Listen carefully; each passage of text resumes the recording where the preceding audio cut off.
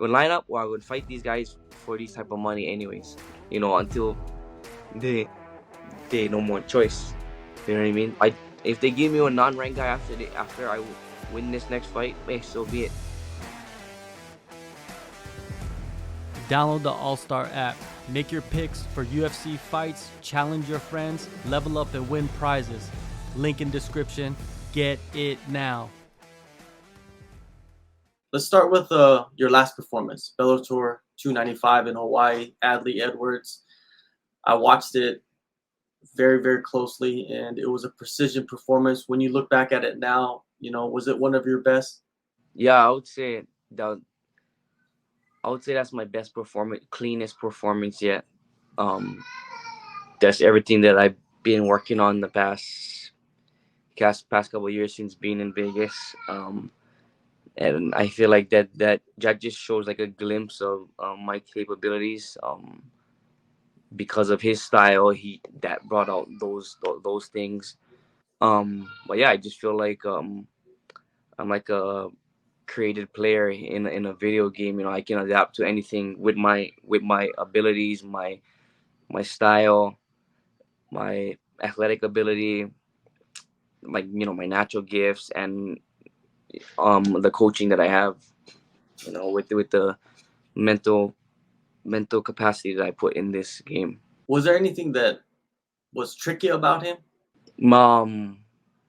No, I think sometimes when you fight certain guys, you slow them down even more, to where they even confuse themselves. So that's why there I've still where I've seen him fight before, the way I even seen him fight Aaron Pico, he didn't fight that way. So, but that's because probably what I was presenting to him with my feet, and just the different looks that I was giving him. Yeah, it was a good fight, man. I like the performance, and we talked before that, and you mentioned in the interview that you were expecting this type of performance, and you actually did that going out there. Did you visualize it that way? Yeah, I just visualize like all different type of scenarios in training, in drilling, to where I'm able to adjust like that, to where like I can think of stuff on the fly and make the right adjustments. But yeah, I envision, maybe not like what happened in there, but I envision like different scenarios to where I could pick and choose, and choose certain attacks. The featherweight division, it's kind of in a weird place right now. You had Pitbull go down to bantamweight and fight Sergio Pettis. What did you think of that fight, man? I thought Sergio Pettis looked phenomenal. Clean performance. He obviously he upset he upset everybody as far as like being the underdog, and coming out on top. But also, just if you watch it from like a student standpoint, um he did he fought a perfect fight, against a guy that everybody, I thought that he would just get physically overwhelmed by. And but he mentally fried Pitbull. So yeah, it was clean performance, good night, very very good fight. Yeah, man, I love that fight. It's probably one of the best fights, like you said, from a student's point of view of the year, man. It was Hmm. phenomenal. Yeah, I mean, certain people, everybody's gonna watch it differently, right? And Pitbull probably he was capable of fighting, doing a lot of different stuff like that he's shown in the past. But it's easy to say prior, and then when you fight, what he was seeing in there, um, that was all Sergio Pettis. Like, so hats off to Sergio Pettis with just seizing the opportunity that was in front of him, but yeah, making the most of it and being well prepared. Do you think cutting that weight, what I mean, he looked pretty drawn out, ahead of that fight, and maybe that affected him during the fight. But moving back up to featherweight, do you think that will have a negative impact on him? Because we've seen guys do that, and it hasn't worked out too well. Yeah, I mean, it's just gonna take a physical toll on your body. Um, yeah, it's gonna take a physical toll on your body because you're worried about weight, weight, and because he might go up and still win, but physically it's gonna take, a lot to do that. Yet, cut all the way down. And he's right. He's kind of a smaller guy already, right? He was. It's a big change to make a new weight class off of something new, and then you're gonna go all the way up, and not to mention the next guy you're gonna fight is a pretty big featherweight. And in your next fight, man, August 11th, Bellator 298. Is this the perfect time to return for you? You know what I mean? Because it's they're giving you fights, man. Like it's pretty quick turnaround. Yeah, I mean, I feel like it's the. I mean, I feel like it's a perfect time to return. I don't really take rest as far as like being in the gym. Uh, so I mean, I like the opportunity in front of me. Yeah, and you're facing Akhmed Magomedov, a Dagestani. Um, it's always good to face a Dagestani. You know what I mean? It seems like everybody has this mystique around whoever's from Dagestan. And what's your thoughts on that? I mean, yeah, I mean they kind of take on this this certain type of DNA because they're from Dagestan, right? Um like when you face somebody from Brazil, um probably Muay Thai and Jiu-Jitsu, or um Dagestan, you're probably gonna be wrestling and whatnot. Um, but I feel like the good thing about it, from where I'm from, our DNA is fighting. You know, um, kind of like the Japanese. You never can pinpoint what it is that they're really good at: kickboxing, wrestling. They have that mixture of striking and wrestling. And like they just blend it really well, the Japanese, and I feel like I do that. I mean, Hawaiians, our DNA is fighting in general, and we're gonna come to scrap, and I feel like where you from doesn't it's not gonna mean anything once the bell rings. Magomedov, man, he's had a couple of fights in Bellator. His last fight was against Henry Corrales. What do you think of that performance? Good fight, good fight. I think I can take some things that Henry Corrales did that I don't think was visible to everybody else. I mean, might be visible to everybody else or wasn't visible to everybody else. I think he did some things well, but I think that he could have did some other things as well, or based off of things that he did, there were he could have it presented to me some different attacks that I can explore. Do you feel like you are becoming more of a cerebral fighter as the years go? Because it seems Yeah, like it. Because we've been speaking for a long time, and our conversations have completely changed since the beginning. yeah. I mean, it it has. I mean, with every fight, every step up, I mean, you got to be thinking more. You got to dive more into the game, and although it is fighting, it's kind of a game too. It's there's a game to it. Um, so I mean, as tough as you gotta be, you still gotta be a student. You still gotta be getting better. You still gotta be trying to get intellectually better at this stuff, and then you gotta physically be getting better, bigger, faster, stronger with getting smarter. So I mean, and with age, So I hope I'm doing that because if not, I'm just wasting my time. Well, you're only 28, right? A lot of guys I talk to, they're like 30, 31. That's like the sweet spot of entering their prime. For you, you probably haven't even hit that. hmm yeah. I mean, I hope so. I'm a student of the game. I have fun doing it. I have so much fun that I feel like I'm losing out when I'm not doing something. Like that's time wasted. Time is precious in life in general. So I try not to waste any moment when preparing for a fight or any day of the week for that matter. And I think Vegas is like the perfect spot for that as well, right? Where you train at right now. Yeah, I mean, or I train at Extreme Couture, and I just feel like the Vegas vibe is everybody in general outside of fighting. Vegas vibe is about, just like I don't know what it is. It's always like you're trying to, in everybody's life, or what is that, profession, always trying to advance. That's like the Vegas. You're always trying to advance in your field, and I feel like too. I mean, it's just like that's the mystique in Vegas. Just always, like trying to be the best in your field. You want to be the best in your field. So I think that's a big role in just being in Vegas, like touching down in Vegas.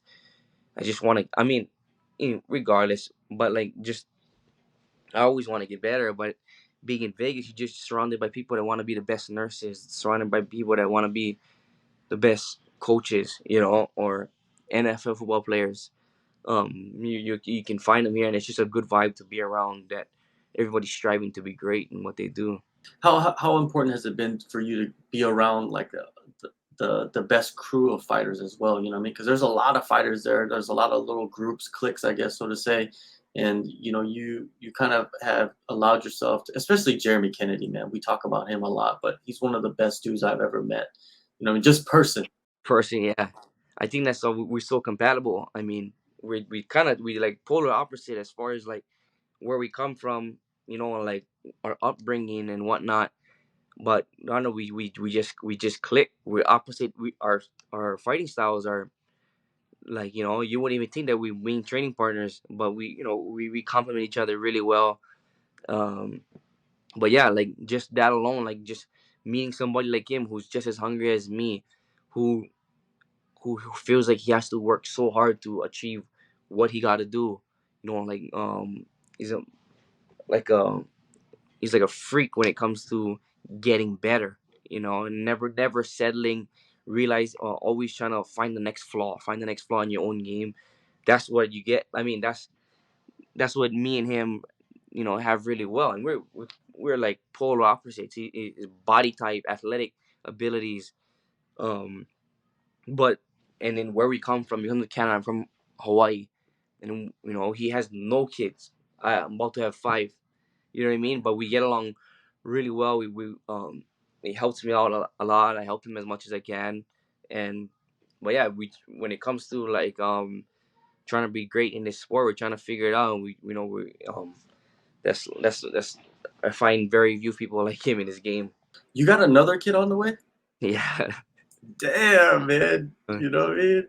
You Shit. you built an army over there. Yeah. Yeah. So Like and the last thing with Jeremy is that he's having his first kid. he's You're on having your first, fifth. and I have my 5th when he comes around. So yeah. Like he could ask you everything about Yeah, parenting. and like give as much advice as I can, and I'm trying to be like, I'm a real open guy when it comes to getting information or Yeah. taking information in. So I like, like, yo, this is how how we've done it, or how we feel about certain things. But you take, like, I'm not gonna ever push any view on anybody. For sure. And who else have you clicked with, in Vegas and you work with a lot, drilling? Because I think drilling is really like one of the most important things you can Oh, do. I mean, we drill all the time. Me and Jeremy, we drill all the time, outside of what we, like the main pro practices. Um, but Coach Eddie Baracco, Coach Eric Nixick, of course. And I've worked at lots of other people. Mads Burnell, me and him always share ideas back and forth. Um, and yeah, I mean, there's a bunch of other fighters that I work with, but like, me and Jeremy, we're always working in some capacity on a daily basis. You, Jeremy, Mads, you guys are all in the same division in the same promotion. So Yeah. you guys ever talk about it? Like, man, we might have to end up fighting each other at when you get to the top. No, no, because our relationship is like, man, we're so cool. We're so like, I feel like we're all good people, and we've spoke about it, like, bro, we like, there's just no reason to fight each other on unless we're fighting for the right money, which I don't know. I think it's gonna be very hard to make us fight each other. Gotta be like, um, yeah, because there's so many people to fight in this game, like I never did get into this fight game to fight specific people. You know, like I looked up to people, but and a lot of those guys are out already. You know, so I mean, there's no reason to fight like one of my best friends for 100,000. Like that ain't even worth it. You know what I mean? Also, the brotherhood is real tight then. Yeah, I mean, it's real tight. Like my like our wife, me and Jeremy's wives, like you know, like it'd just be freaking weird. Like you know, there's no point. Yeah, it's We, the I mean, emotions. There's some certain emotions that would come yeah, along with that. I mean, me and Jeremy. Not saying like Nathan Schultz and Rouge Manfield, they probably sparred harder than that, like Oh yeah. realistically. But me and Jeremy, we spar way harder than that. You know, they're So I mean, there's what, and we spar on a like pretty frequently, and it just like it wouldn't feel right where we have to beat each other up, you know, and somebody gotta celebrate for somebody gotta go. It's just it would be weird. I Definitely, just don't think man. there's a dollar amount that would be worth it. You know what I mean? Well, To end shows a the relationship loyalty. that grew so strong. Definitely. Man, going back to the fight, man, against Magomedov, like how do you top the last performance, man? Do you even think about that? Do you just go in there and say, okay, I'm just gonna do what I do, and it's just gonna come out? I feel like yeah, kind of. I mean, that's the way I train. That's the way like me and my coaches like we bring ideas to the table every day. Like when I have these sessions, one-on-one sessions with them, or sparring, or when we game plan, watching film. Very little are we looking at the guy, the name, the guy that's in front of us. We might put a name to a skill set, and but very little are we like um we're always fighting for, or we're always training for the better guy, and that or the best guy, and that best guy is just he's good at everything. He's better than like the GSP. um he's just good at everything. I mean, he's well rounded everywhere. The mythical fighter, and so the stuff that we put together and we drill can I feel can go along to any guy. It can go to along to any guy if I do the right things, you know, to to set stuff up. Win or lose, in your career, was there like one opponent where you felt like your best, but they still gave you a lot of problems? Like they gave you the most problems, even though you were at your best? Fuck, it's hard. I mean, that's a good question because I never feel like I was at my best yet. I feel like I was. I don't know. I just feel like I was at I wasn't at my best yet. Um, I guess the Justin Gonzalez fight would be the closest one to where like that was one where I was feeling good about the fight, feeling like I made and I wanted to, like I feel like I I I never get beat. You know what I mean? And there's a lot of fights that we can go on about fights that I feel like I didn't get beat, but there was one I feel like I walked away with the win, and um so and I just I felt right. Obviously I could have did more, or you can always do more, but I felt like what I presented in that fight, I felt like I won the fight, you know. So that was one. I guess that would be the one. Do you feel like you'll be fighting again one more time this year? I mean, the way my schedule always works, yeah. I mean, there's still time. There's four more. There's a quarter left of the year after this fight. You know what I Yeah. mean? I feel like that's why shouldn't there be a reason, unless I don't know. I hear all these rumors about buyouts or whatever. Yeah. I want to hear some answers on that. Yeah. We always hear crazy stuff. You know how MMA media is. It's just Yeah, but shit. MMA meet. I mean, this one seems strong. Oh yeah. I've heard things. Yeah, it's definitely strong. You know what I Yeah, mean? But I don't think it's gonna affect the fighters too much. You know what I mean? You guys yeah. are under contract. But I just want like scheduling. Like yo, like I'm here to fight. I'm here to get better. I'm not in the gym to exercise. You know what I mean? I look good already. Freaking, I'm just trying to fight. I'm trying to, trying to move up in this life. Yeah, for sure, man. It is the attitude for you. It's like because a lot of people probably thought you were gonna get a ranked opponent. in this fight, but this guy's not ranked. Do you feel like you just fight whoever they give you, and eventually you're gonna have this long winning streak and just become undeniable rather than thinking about like I need a rank opponent, I need a rank opponent?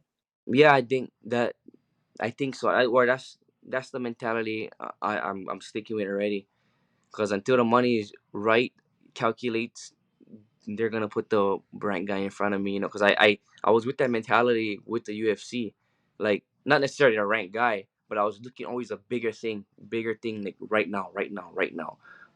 Even though it didn't, I don't know, it might not show it to anybody else, but like I was always trying to like, I mean, the beast is the beast, so you try to freaking, you try to please who you gotta please, and sometimes you, in doing so, like kind of lost like the I was just not skipping I guess yeah, skipping a few steps. I was still a student in the game and whatnot, but I wasn't. I was missing some details, and in with the when I was like trying to like living in a fast lane, like just trying to go, like fight now, fight now, fight now. Like if they called, no matter at what point in that time in the UFC, when if they called, I wasn't gonna say no. I mean, I probably still wouldn't say no, but they would I probably wouldn't have fought Jonathan Pierce on 7 days. You know what I mean? Or which changed the whole trajectory. I mean, prepared to win, and I mean, good enough to win that fight and whatnot. But it's just I just moved to Vegas like on November 14th, and I took the fight on November 21st. You know what I mean? It's just like that kind of mentality. You know what I mean? Just living like high off of being in the UFC, to where like that mentality of always a next step, next step, next step. Like you gotta go now. Kind of shot me in the, like, not shot me in the foot, but um I could have made the most out of the time. You know what I mean? So with this step now, I mean, sure, yeah, I expect, you know, I expect the rank guy based off of who other guys are fighting. Based off of like all these, like some of these guys who are fighting ranked guys, I would think I'll be fighting on a ranked guy, but you know what? It's okay because the thing would line up, or I would fight these guys for these type of money anyways. Until they no more choice. You know what I mean? If they give me a non-ranked guy after win this next fight, so be it. That's on them, because I'm pretty much fighting a guy that should be in the rankings. You know what I mean? Or or around the rankings.